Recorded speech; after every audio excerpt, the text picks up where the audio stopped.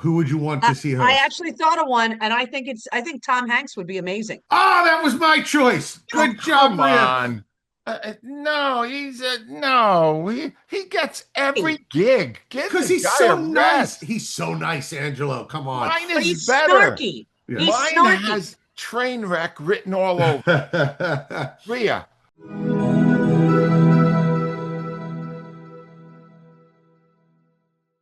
And welcome back, everybody, to another exciting episode of the TV show. My name is Jay Black, joined as always by the interesting and stunning Rhea Hughes, and also by the beshirted Angelo Cataldi. Wears a shirt every time, whether we want him to or not, which we appreciate.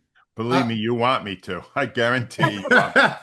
That's a joke in my act, Angelo. I say, has any man here gotten to the point where they've walked out of the shower, seen themselves in the mirror and just gone, well, that's unfortunate. Yes. Because I am very much at that place.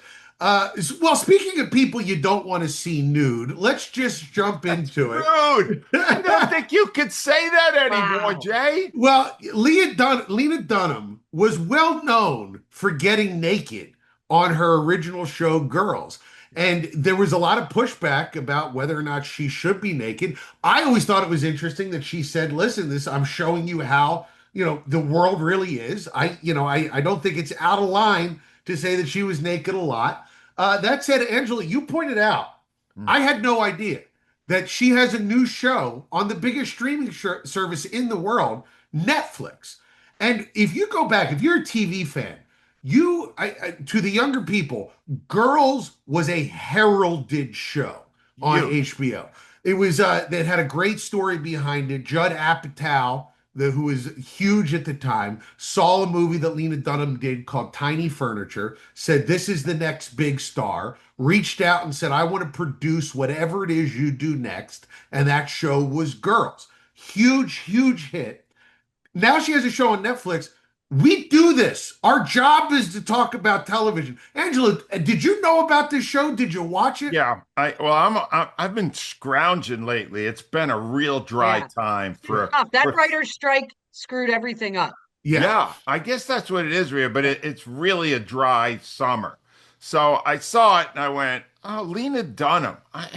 Wow, I haven't heard about her forever. So I took the trouble, since I got nothing going on, to go back and watch Girls, which I had never seen originally. And I watched the first few episodes.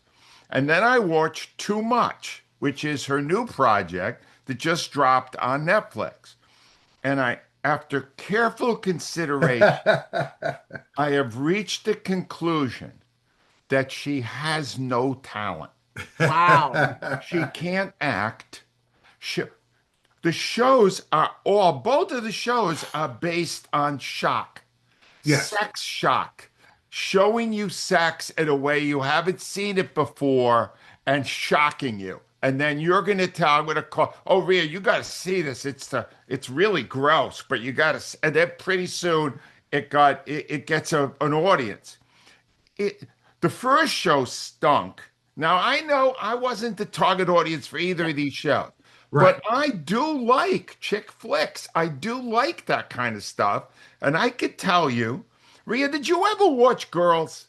Now, I tried to watch it. I was more familiar with Girls, and you're right. The whole sex shock value. I was never a Sex in the City person either. And I did try to watch that, but it didn't connect with me. I knew more about Girls and Sex in the City from one place because you and I are religious readers of the New York Post.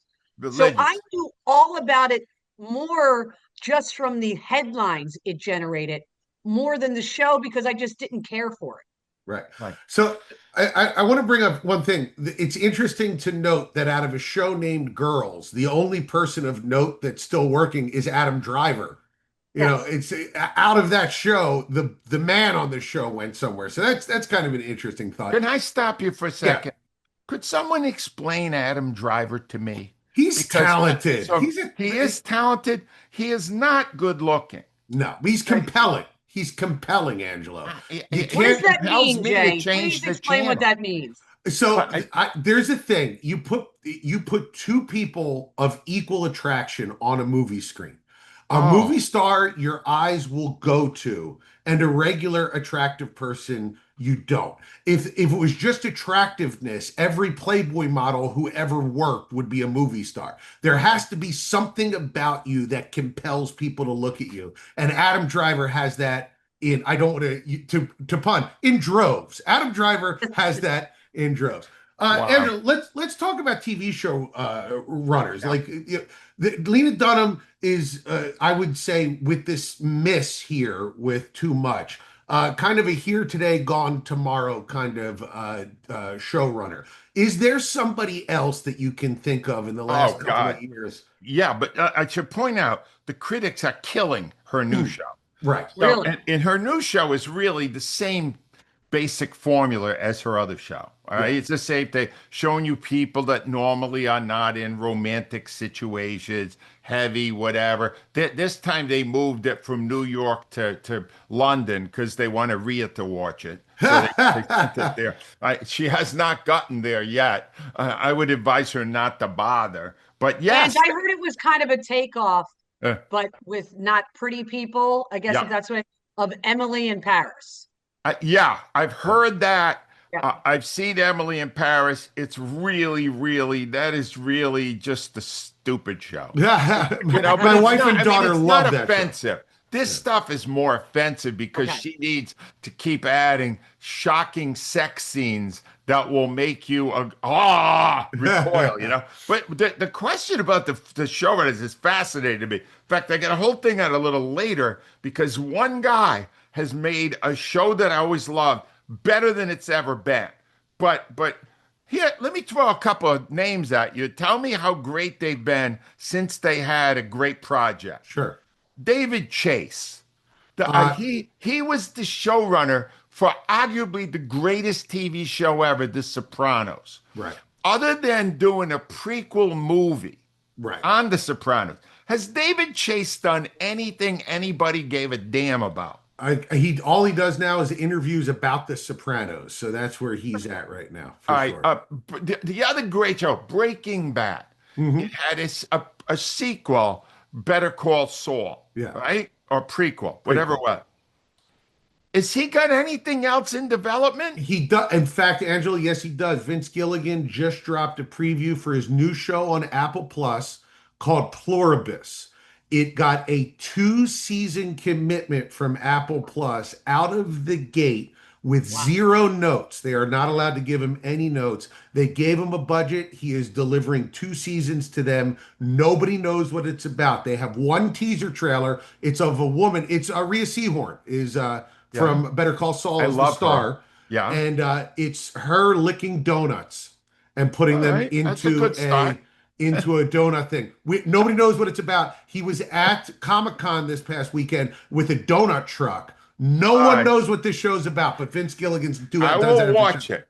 And let me throw one more name at you because this guy was the director of one of the greatest movies ever and the creator of one of the most popular TV shows in the last generation, Walking Dead, Shawshank Redemption. Yeah, Frank Oh, Darabont. wow. Frank Darabont. All right. Do you know, Rhea, after the first season of Walking Dead, they forced him out? Yeah. Why? And it was never as good. The first season was the best of that by far, right? But what has he done in the past 15 years? I know he's not old and not young, but Jesus, Frank, David, Vince, Yeah. get in the game. Give us, you guys are the creme de la creme. Give us something. I don't need to look at Lena Dunham's work. She's a hack. You guys are good at it. Do it. Before we move on, Rhea, do you have one? Because I have a quick one that I want to drop. There was one I thought of because, you guys are more in tune with who showrunners are than me. Yeah. I just watch shows. I don't like a lot of time go, oh, this guy did this. Mitchell Horitz, who did Arrested Development, which I liked. Yeah. Love. Followed that up with Running Wild with Will Arnett, and it got canceled after 1 season. Yeah. It was terrible. And then if you want to go back in the day, now I don't know if he's considered a showrunner or director, Stephen Bochco. Bochco, yeah. Wow. Well, you got Hill Street Blues and L.A. Law, and then Cop Rock. Cop Rock, Yeah. It was absolutely dreadful. Yeah, cocaine did a lot of damage in the late 80s and early 90s to Yeah. people's creativity. Mine was Matthew Weiner, who I have Yeah. as the second Yeah. greatest show of all time, Mad Men. Oh, He was the creator, showrunner, writer of most of the episodes. He followed it up with a miniseries on Amazon Prime called The Romanovs that came and Awful. went. And nothing since then. But Where's wait a minute. Desperate Housewives he was involved in too, right? I don't think no, I don't think Dexter he was. Wiener, I thought he was. But Let me here's the look it thing. up. Again, what happens? Yeah. Do they get such? You could actually help us with this, Jay, because you have a lot of shows that appear on TV, Lifetime, Hallmark, stuff like that. Are they getting residual checks that are so juicy that they don't have to do anything else? So my guess would be that if you're Matthew Weiner or if you're David Chase, probably yes. Like Wow. Vince Gilligan, if you're a creator of a TV show, like if you're the creator of a show, every time that show airs, you get a hefty check. My Yeah. my writing partner used to work for the guy who created Ally McBeal, or well, the showrunner of Ally McBeal, and he was telling me that he would pick up his checks, his residual checks.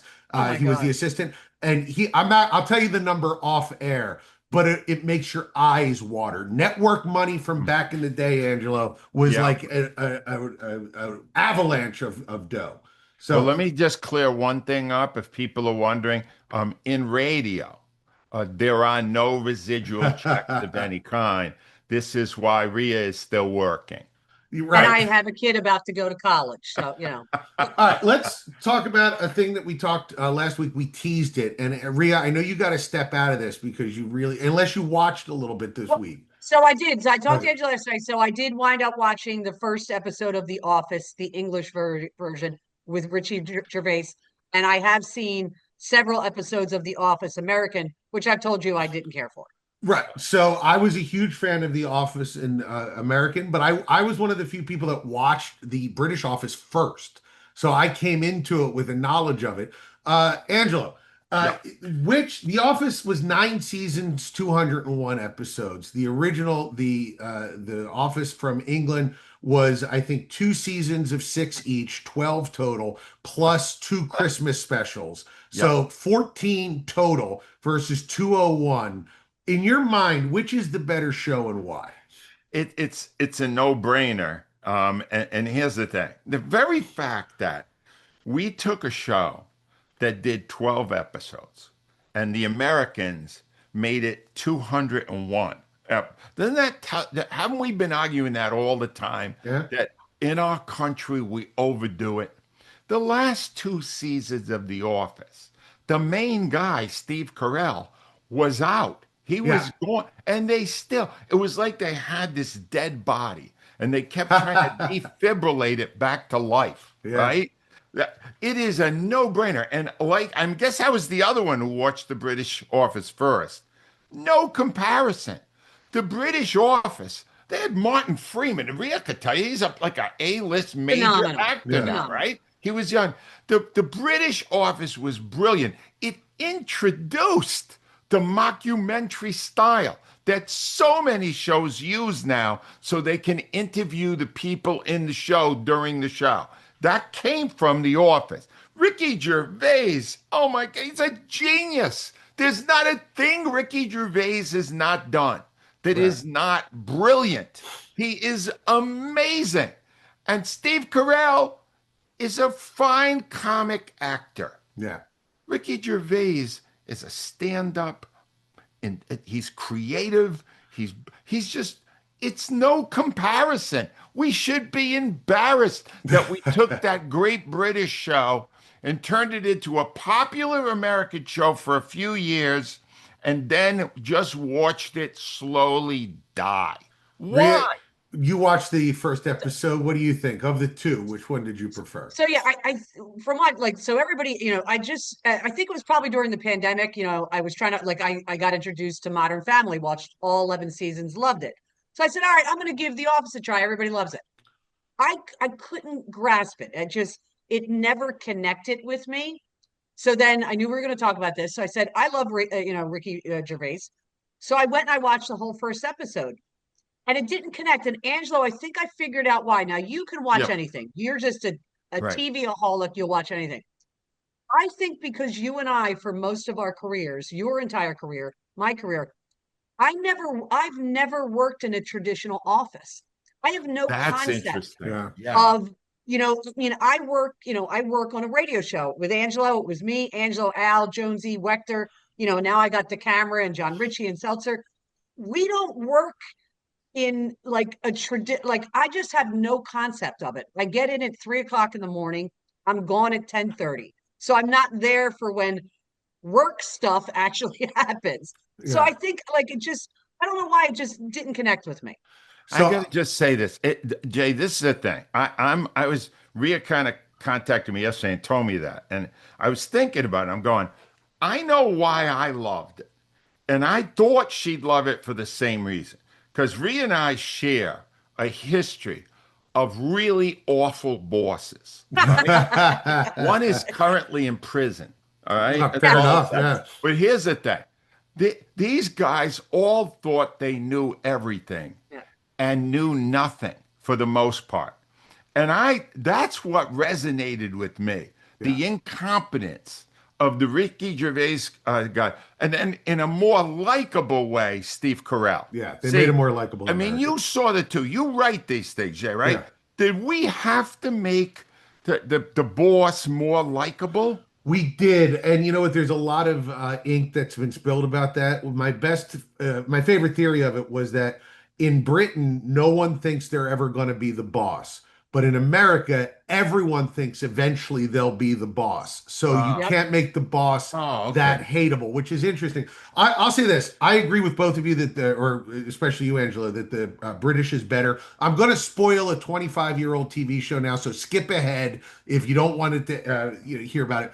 My whole reason for saying this is the British office ends with Dawn and Tim getting together, and that is the end of it. And Yeah, then we have a yeah. down the line one a little bit later.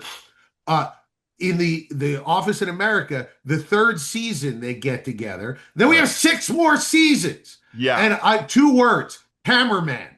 In the ninth season, when they tried to put a little bit of drama back in, they had Pam flirting with the idea of cheating on Jim with the cameraman. Awful. It was awful all Awful. around. You end the Awful. story when the story's over, and that's what Yep. the British office did that the American office did not. Okay, Angela, speaking of stories that just ended, Alec Baldwin's career as the host of Match Game has ended. He's just too controversial of a figure. They put in Martin Short as the host, which is a great choice. Martin Short is never not funny. Love that guy. And there's a lot of A-list actors now. Elizabeth Banks, Jamie Foxx, Joel McHale, Ken Jeong, Will Arnett. These are big names doing what used to be done by Wink Martindale, Yeah. hosting game shows. What has changed that allows A-list stars to now do game shows? And if you could choose, which A-lister would you put in as a star of one of these All things? right. Well, let's analyze this logically. There are only several reasons that it could be. Right. One is their career is in the dumps, right? Normally, I mean, you could not get a guy at the crest of their career, Right. doing Match Game. That's not, so it has to be a little off in their career. The second thing is the money. Now, I'm guessing the money is really good Really good. and then continues to be good via those residual checks. Yeah. So I'm going, all right, I'm not getting any great parts anymore in the movies, and they're giving me a nice check, which I will continue to receive. That's a good reason. And I guess the third reason's the biggest. The stigma is gone. Yeah. That it used to be a huge stigma to be associated with a TV game show. Really, with TV, if you were a movie star, right? Yeah. And now it's not a problem anymore. So I think what happened is the Netflix and Amazon Prime and all those, they took Hollywood actors, put them on TV, and that made it easier for them to go on all aspects of TV. Right. Yeah, no, I would agree. The stigma's gone. So, if you're a movie star, get your dough. Why not? Rhea, what do you agree with Angela? Do you have a thought on this? So it's interesting. I read, and I went back and I found it. I read a story a while ago, and it had Jamie Farr in it. We always remember, Oh yeah, Jamie Farr, Klinger. Klinger. He said he had made two great points. So he said one, there's reason for going on the game shows that he always went on was name recognition. When he would always walk down the street, Klinger, Klinger, Klinger. He starts doing all those game shows. Now they're calling him by his name. But Interesting. Angelo, you and I, as a retired guy, will appreciate this. He said the bigger reason. Now remember, Jamie Farr wasn't making the money back in the day that they're Right. all making now. The the way it works in our union, the more you work, the bigger your pension is. Okay, Mm, our SAG after pension. Okay. He made so many game show appearances. He had a huge pension by the time he retired. So that, like, I thought that was really interesting. The name recognition. Steve Harvey is reported to Right. be making $14 million a year. Now, remember, Ange, we talked about this one time on the air. I'll never forget the limited amount of time they spend. They'll work about a month, and Yeah. that's it. yeah. And Vanna White, they make so you look at some of these people, you look at Elizabeth Bank, she has young children. She could do this show, make a boatload of money, and take off for like a year and just be at home with her kids. Same thing. I'm assuming Will Arnett's young enough to have a young family. Sure. So there's a lot of different aspects. The stigma part is part of it, but there are monetary and flexibility of you can do this, make a lot of money, kind of take a year off, or go do other projects and make money. So I think there's all kinds of things involved in it. All right, real fast, because we have to move on. I want to ask Rhea, what is your A-lister? Who would you want to see I host? actually thought of one, and I think Tom Hanks would be amazing. Oh, that was my choice. Oh, Good job, come Rhea. on. No, no. He gets Hey, every gig. Give Because the he's guy a so nice. rest. He's so nice, Angelo. Come on. Mine but is he's better. snarky. Yeah. He's Mine snarky. has train wreck written all over. Rhea, the match game starring Tom Cruise, jumping Yeah. up on couches, acting the fool, right? Yes. Doing his own stunts, maybe with Okay. that big microphone they use. It's that Oh Gene my God. Rayburn No, had. he would be we were trying to think of things that would actually work, Angelo, Yeah, no, that was. instead of you, Yeah. because All you're right. just like a Let me train wreck. and let me just say this, so all these people that have done this now, including Martin Short, none of them are close to the great game show host in America today. Huh. He deserves 14 million, Steve Harvey. Yeah. Steve Harvey is better at it than any of them have ever been. Brilliant. He's brilliant. Ever. My choice, by the way, would be De Niro because he can't read a Oh, cue geez. card. He can't read a cue card and he's totally disinterested. He would just get up and go, I don't care. What'd you get? I don't know. I don't know the rules of this game. I'll tell you one person who always crushes it, Angelo. If you put him, Yeah. if you took him out of the jewelry store and put him in a game show, he would probably do great. It's our great sponsor, Steven Singer. Tell me about Steven Singer. Well, first of all, let me just say, if De Niro were it, at the end of each show, he would get to kill the person that finished last. He'd Yes. shoot him. You No, whack I him. tell you, Steven, in his own way, Steven Singer was a game show host since we held a contest in his building every June. We did the world's largest bubble bath, and he was on hand to give out the prizes at most of the 26 wing bowls that we did. Oh, wow. And Yeah. this is what I'm trying to get across about Steven.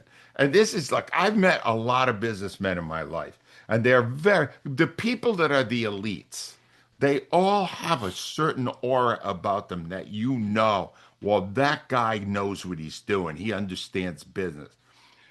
The thing, Steven's versatility is what blows my mind because he could do that. He runs a great business. The other corner of 8 to Walnut, Steven Singer Jewelers, but he can actually become a game show. He would come into our studio and do an hour of regular commentary with us. And then, winners would get like a gold dip rose or something. The thing about Steven is you could see that he would be great at anything that he does. And I'll tell you why.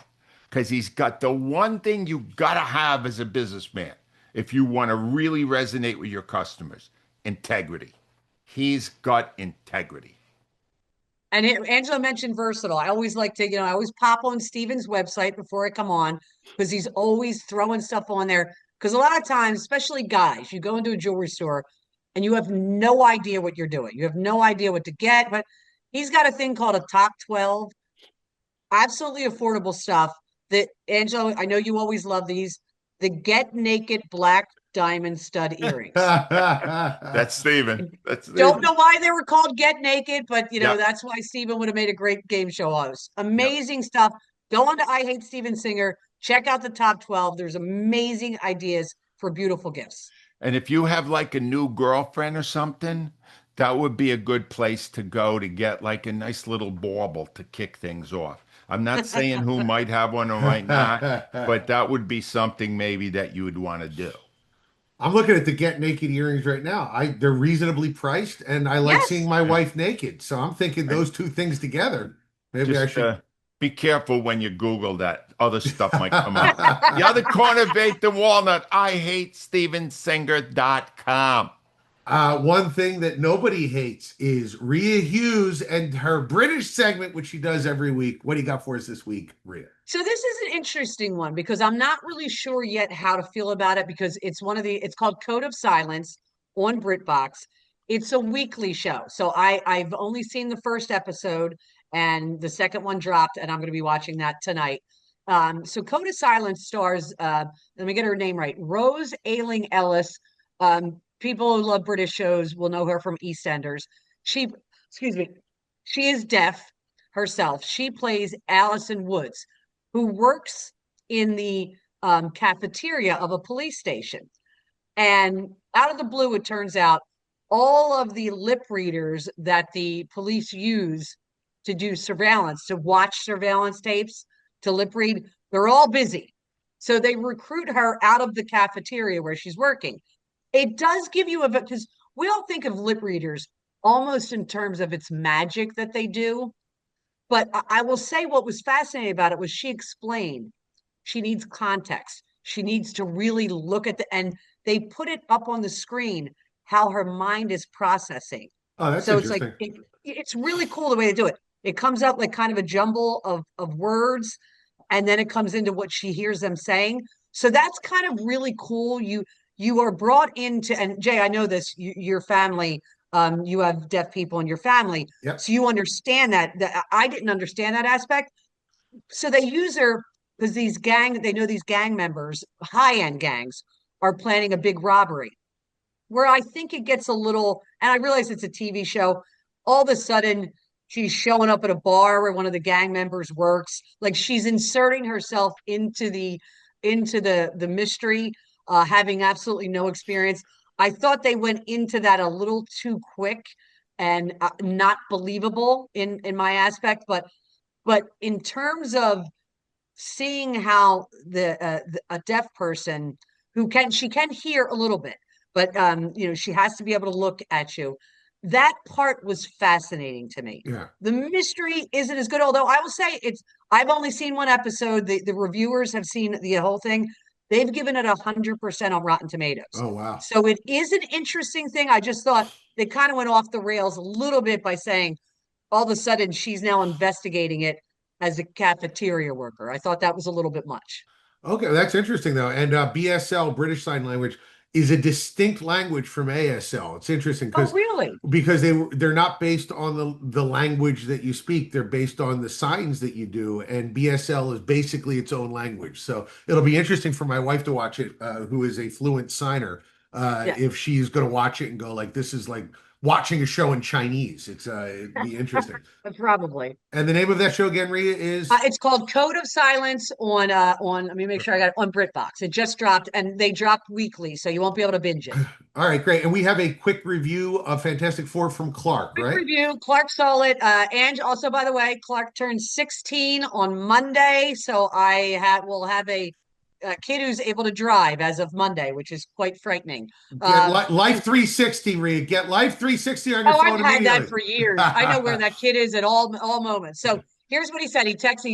She's got a new girlfriend, so he's a little busy to actually give me the review in person. But he texted to me. So he said very retro, futuristic. It's one of the Marvel movies. It's kind of like the family. It's Pedro Pascal, who's a big star right now. But it has one of the reason I may go and watch it with him again because he wants to see it. Eben Mock, who's the guy from The Bear? Cousin Eben Richie. Yeah, Uh, even Cousin Mock. Richie. He's but in it. Clark said Eben Moss Bachrach.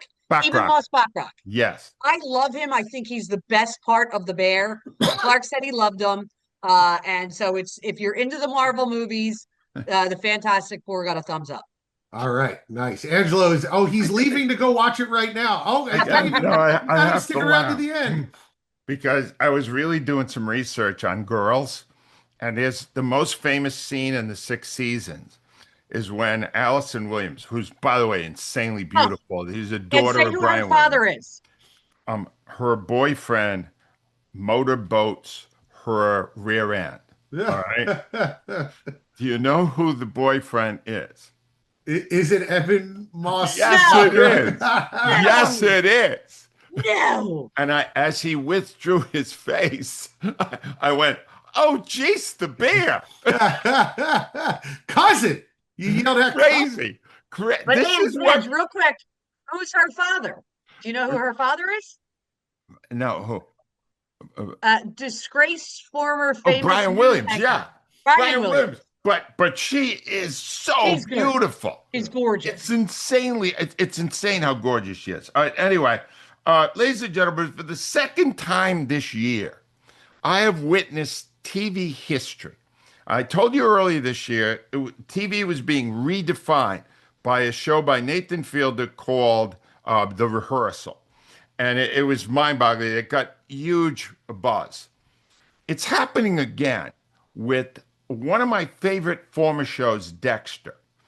And I researched it to figure out why the current version of Dexter, Dexter Resurrection, which is actually the fourth different kind of Dexter in 20 years. The original Dexter, which was about this guy whose father trained him to be a serial killer and to kill only awful people, right? And it's such a great show. The first four seasons are brilliant. And then it died and crashed and burned with an awful finish. Then they brought it back with Original Sin. Yeah. And they redid the ending. And it was really good. And in the ending, his son, I gotta give it away, his son shoots him. All right. And everybody thinks he's dead, right? Then they do a prequel to show you what it was like when he was a kid. Then they bring Resurrected back and he survives. And I'm going to tell you something right now. The current season of Dexter Resurrected, which is on, hold on a second, I'll have it in a second, Paramount Plus, is the best season ever of Dexter.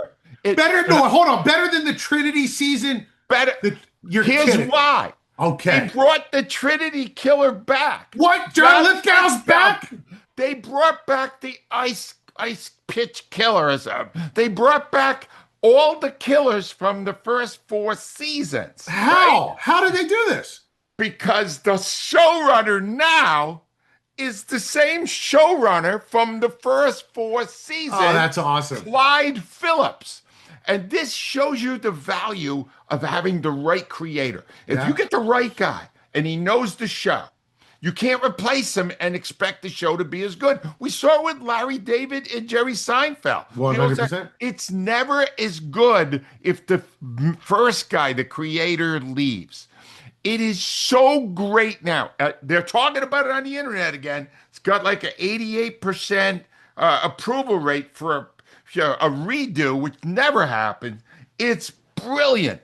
I cannot tell you how great this show is. And can I tell you who's watching it and loves it? Clark. Oh, let me tell you, wow. that He kid's going said places. it to me yesterday. He goes, Mom, you gotta have you ever seen Dexter? And I said, Yeah, I watched the original one. I said to him, it's Angelo's favorite show. He goes, Resurrection's amazing. Wow. It is. It's so good. And all I can tell you is don't start with it. Go back, watch the first four seasons, skip, and come to this, and you will be blown away by how great it is.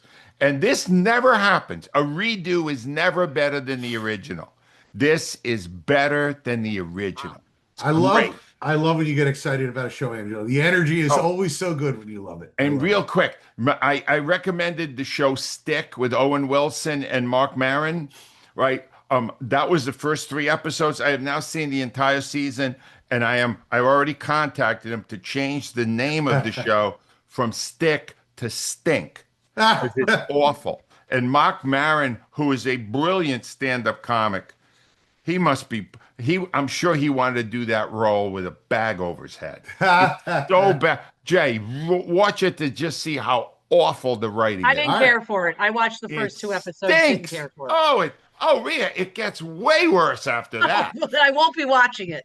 I wanted to do a quick follow up because they dropped the second part of that Billy Joel documentary, which I watched in its entirety. And I'll say this: the rise of a rock star is always more interesting than the retirement of a rock star. So that first 2.5 hours is just, you're on. It's wonderful the whole way through. The second 2 hours is good, but there's an hour of it where he doesn't make any music. It's just about him getting into car accidents and dating women who are far too young for him. So, if you're a lover of Billy Joel's music, the first episode is great. The first half of the second episode is great, and then it's just him putzing around, Long Island for an hour. So I could have done without that, but I understand you want to tell the whole story. As a whole, I recommend it. It is great if you're a Billy Joel fan, but that last hour dragged a little bit for this reviewer. It's what we always do. We make stuff too long, Jay. Yes. We do it. Oh, that's the recurring theme of this podcast. It always happens. All right. You want to see what we've been talking about at Lena Dunham? She did 2 really poor shows. The first one was Popular Girls on HBO Max, and her new one is Too Much on Netflix. And boy, it is way too much. Office, both versions. The British, which is great, and the US, which is okay at the beginning, those are both on Hulu. If you really want to see what it's like to see a TV star like Martin Short host the game show, you can watch The Match Game, also on Hulu. Code of Silence is available on BritBox. If you want to see Dexter Resurrection, it's on Paramount Plus. All Dexter shows are on there, and it's fantastic. Mark Maron, and by the way, Stick is on, if you really want to see, is on Apple Plus. But Mark Maron's stand-up show is on HBO Max, and it's supposed to be fantastic. I don't know why you did that other show. Nah, It stinks. Oh, yeah. so bad. That man right there is Angelo Cataldi. You can buy his book Loud at angelocataudi.com, amazon.com, or audible.com. Rhea Hughes, you can watch every single day on the WIP Morning Show on YouTube. And me, Jay Black, you can see me live on Thursday, August 7th at the Stress Factory in New Brunswick, New Jersey. Come on out and see what I smell like in person. I'd love to see you. We are the TV show. We will be back. Oh, special thanks to our sponsor, Steven Singer, and also to Jared Clapper, who does all our production work for us. And we'll be back next week with even more great TV takes. Thanks, guys.